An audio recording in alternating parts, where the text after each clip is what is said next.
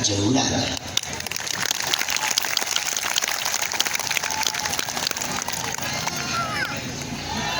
उनको बहुत आत्मिक सुख मिलेगा जिनका कोई नहीं होता, उनका भगवान होता। और आप उन बेटियों में परिवार बनकर आओगे ना, थोड़ी थोड़ी सेवा करोगे ना, आपको तो पुण्य मिलेगा ही मिलेगा। उन बेटियों की आत्मा बहुत खुश होगी। हमने उन बेटियों का विवाह की रंगत बढ़िया रहे, इसलिए 3 दिन का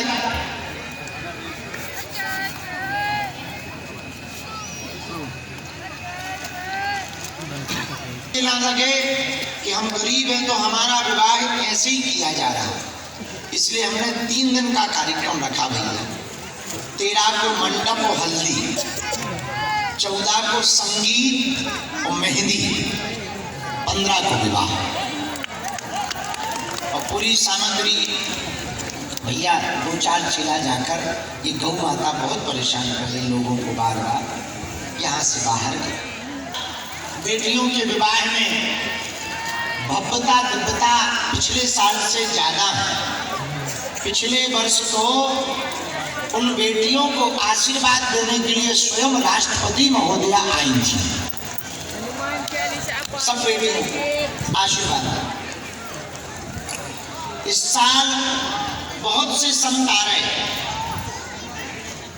राजनेता भी आ रहे, पर उन बेटियों के लिए विवाह में कोई कमी ना हो, हम स्वयं जिम्मेदारी पूर्वक व्यवस्था देख रहे हैं। उनकी सामग्री double bed, sofa, LED TV, पायल, बिछिया, सोने की नाक की कील, रामचरितमानस, बाल मुकुंद जी, मिक्सी, कूलर, अलमारी, पंखा, किचन सेट, गैस, चूल्हा, सिलेंडर, बेटी के वस्त्र, वर के वस्त्र, बेटी का पूरा श्रृंगार का सामान, पुरसा बेलन सहित हर बेटी को मुसीबत के लिए 30-30 हजार की एफडी दे रहे हैं।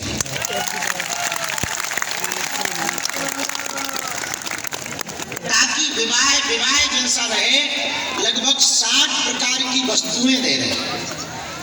डबल बेड, सोफा, अलमारी, ड्रेसिंग टेबल सहित 60 वस्तुएं दे रहे हैं।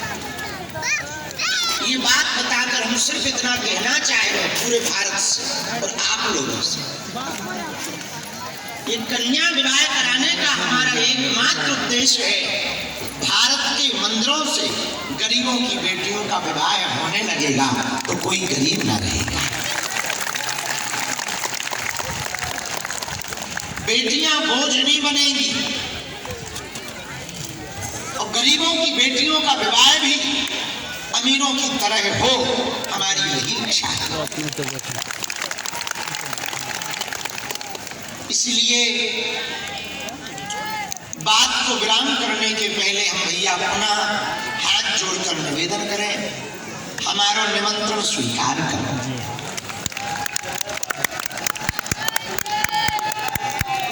भले 3 दिन को नहीं 2 दिन के लिए आना, पर आप यदि आओगे थोड़ी थोड़ी सेवा देख लोगे, वरना क्योंकि हम अकेले हैं, अकेले ही राम है और हमें ही को सब देखना है, तो थोड़ी थोड़ी आप सेवा देख लोगे, बाकी सामान हम जुटा लेंगे। तुम दक्षिणा दे दो तो मना ना हम कर दी, ऐसा नहीं है कि दे दो बाद में कर्जा कम होगा, तो पर दक्षिणा ना भी दो भैया, आके थोड़ी थोड़ी व्यवस्था देख लियो, अपनो धाम समझ के, अपनो आयोजन समझ के। तो भैया को भंडारी की सेवा देख लियो, को साफ सफाई की सेवा देख लियो, को प्यासे को पानी पिलावेगी, को बारात में न रसगुल्ला खवावे। इतने में हमारी चिंता थोड़ा कम हो जाए और हमारा निमंत्रण स्वीकार करें। दिन रात उसी में लगे हुए हैं, तो ये निमंत्रण की चर्चा करके एक बात और कहें। इस कन्या विवाह के बाद गुरुजी ने हमें आज्ञा दी है, जहां अस्पताल बन रहा, वहां पर हम 9 दिन तक रह करके कठोर साधना करें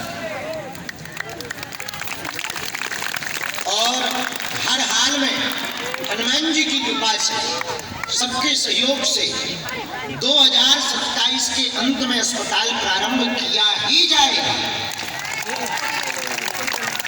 हाँ, चाहे जो हो जाए। और साधारण में अभी हम 3 महीना के लिए विदेश यात्रा पर जा रहे हैं और वो सिर्फ इसलिए जा रहे हैं कि वहाँ के अस्पतालों की जो सुविधा है वो हमारे बागेश्वर में